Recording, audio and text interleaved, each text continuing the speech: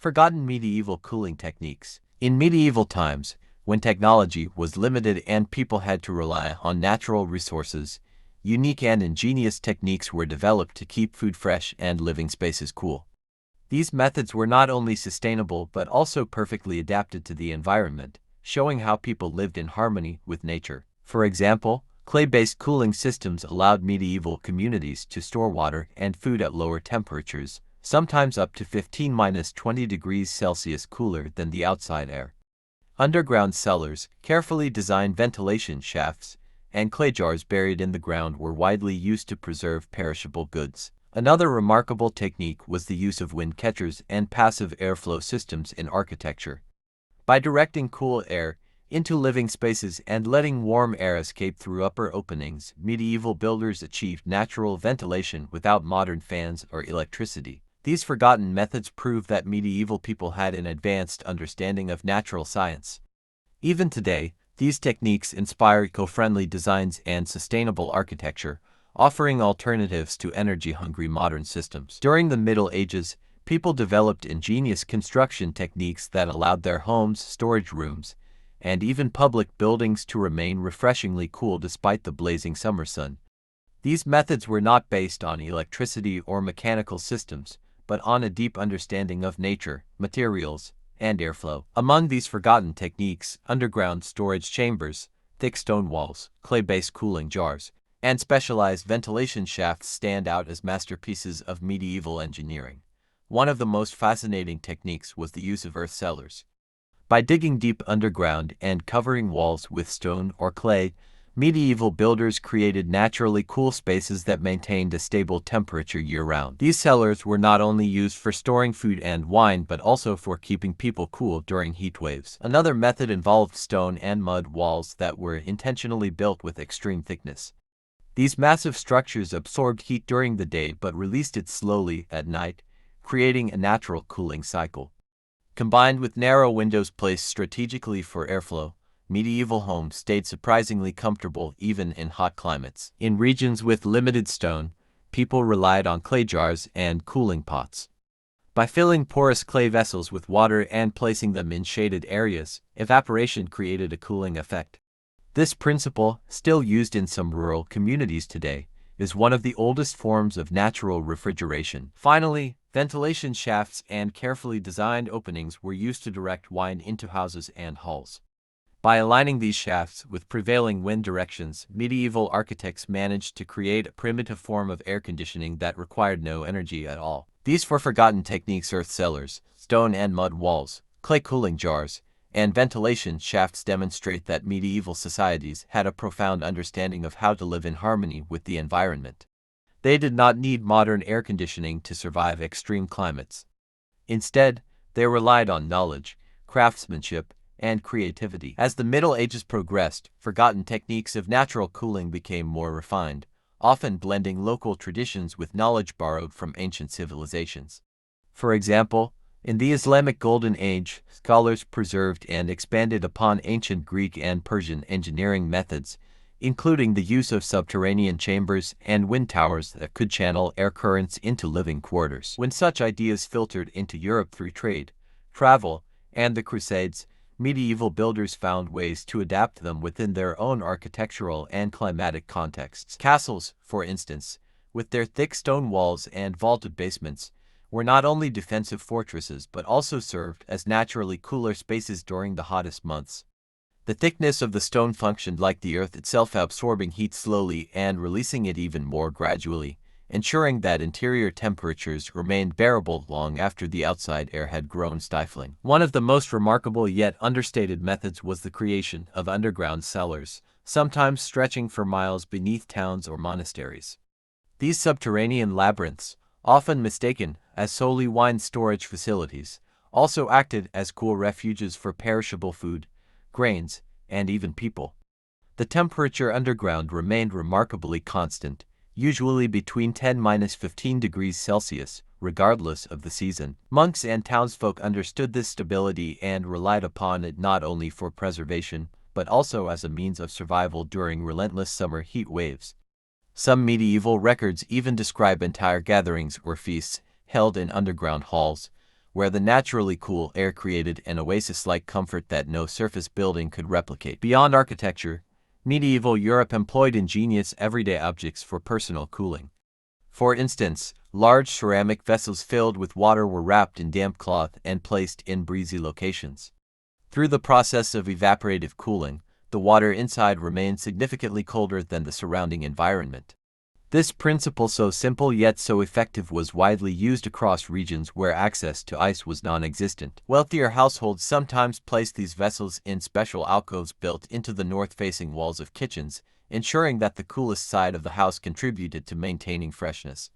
In rural areas, villagers dug clay pits, lined them with straw, and covered them with damp earth, creating primitive but surprisingly efficient refrigerators. The use of vegetation also played a pivotal role.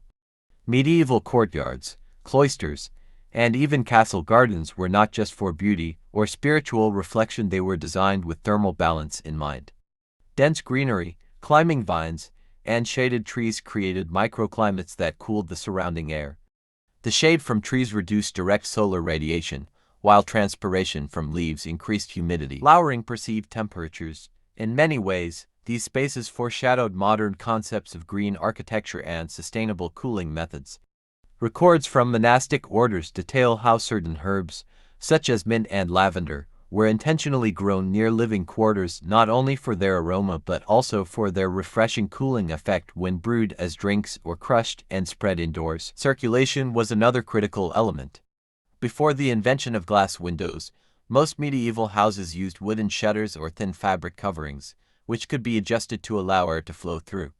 Builders often aligned windows and doorways with prevailing wind patterns, creating natural cross-ventilation. This deliberate architectural alignment reveals a sophistication that is often underestimated. In hot climates, windcatchers tower-like structures designed to funnel air downward were adapted into European equivalents, particularly in southern Spain where Islamic influence was strongest.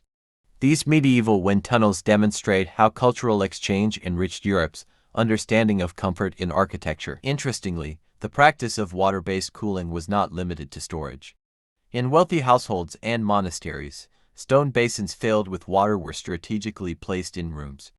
As breezes passed over the water's surface, they carried cooler air into the space, a method that subtly mimicked the cooling effects of fountains in Moorish palaces. Indeed, in Al-Andalus, the combination of shaded courtyards, running water, and reflective marble floors created some of the most advanced pre-modern cooling systems in existence.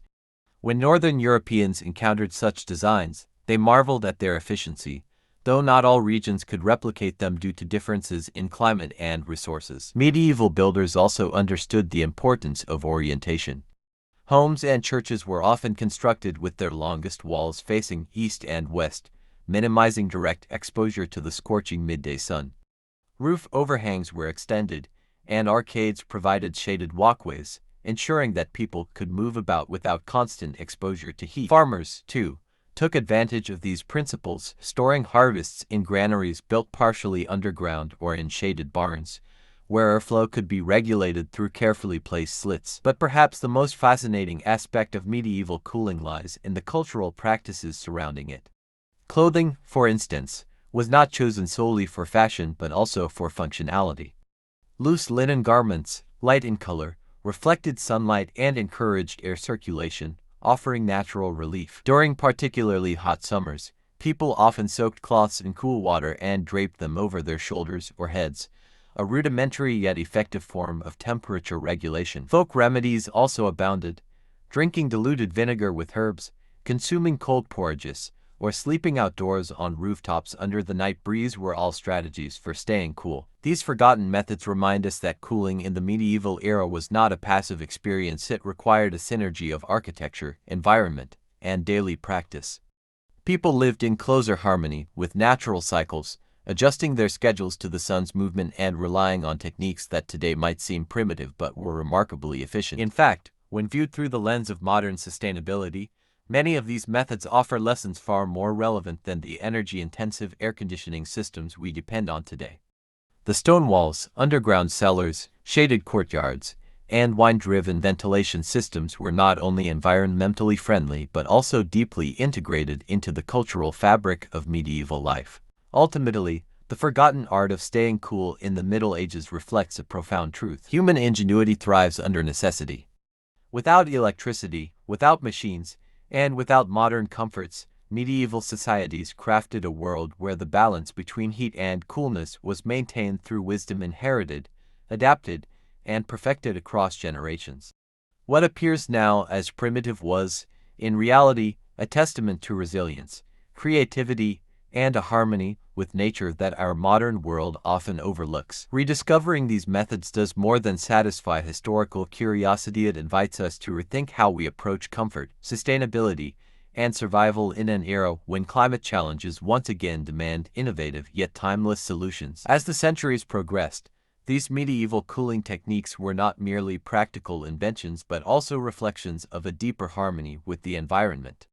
Unlike our modern reliance on artificial refrigeration powered by electricity, the ingenuity of the Middle Ages demonstrated how architecture, geography, and natural elements could be combined to create sustainable comfort. For example, in desert regions of the Islamic world, the use of Canaan's underground water channels played a dual role.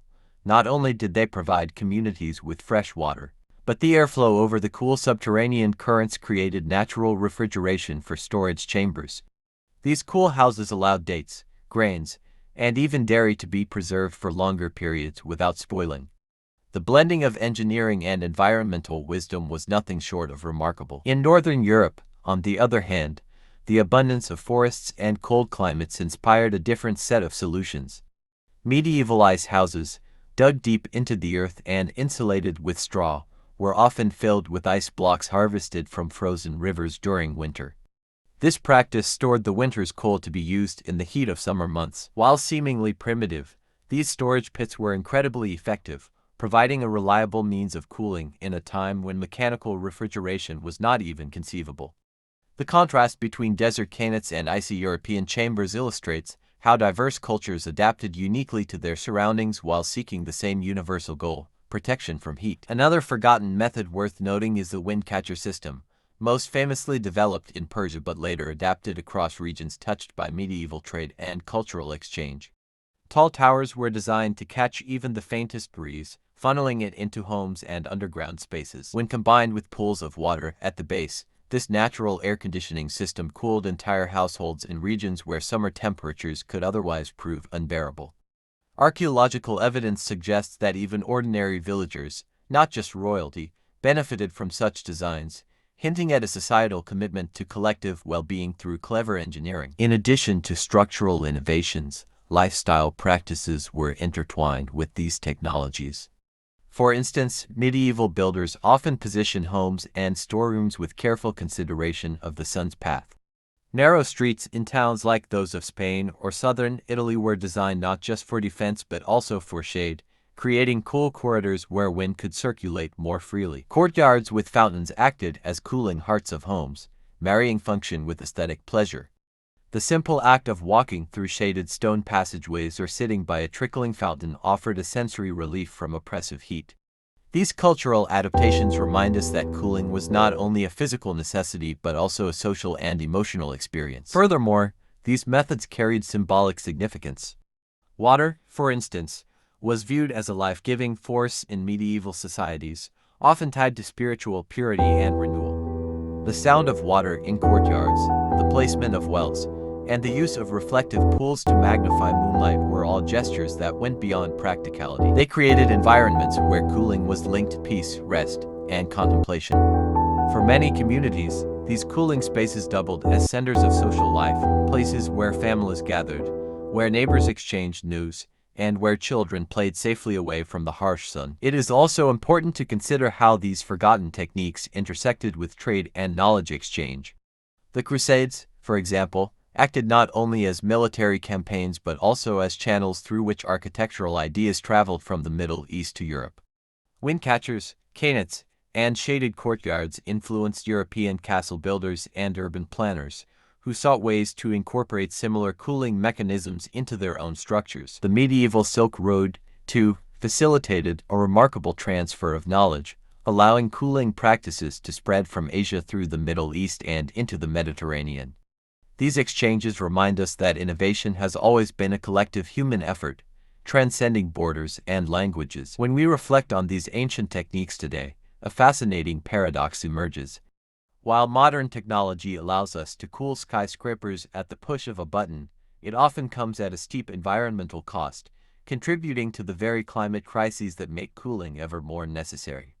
In contrast, medieval methods were inherently sustainable, relying on renewable resources such as wind, water, and earth. They illustrate a profound understanding of local ecosystems, one that modern engineers and architects are only now beginning to reappreciate. In fact, there is a growing movement among sustainable designers to revisit these forgotten methods, blending ancient wisdom with modern materials to create energy-efficient buildings. This raises a compelling question. Could the solutions to our most pressing modern problems lie not in futuristic inventions but in the wisdom of the past? By studying medieval cooling techniques, we are not merely engaging in historical curiosity, we are uncovering blueprints for a future that is both technologically advanced and ecologically balanced. The medieval world, often dismissed as dark or backward, actually preserved a treasury of knowledge that could help us navigate the challenges of global warming and rising energy demands. It reminds us that innovation is not always about moving forward blindly but about rediscovering and refining what was once known.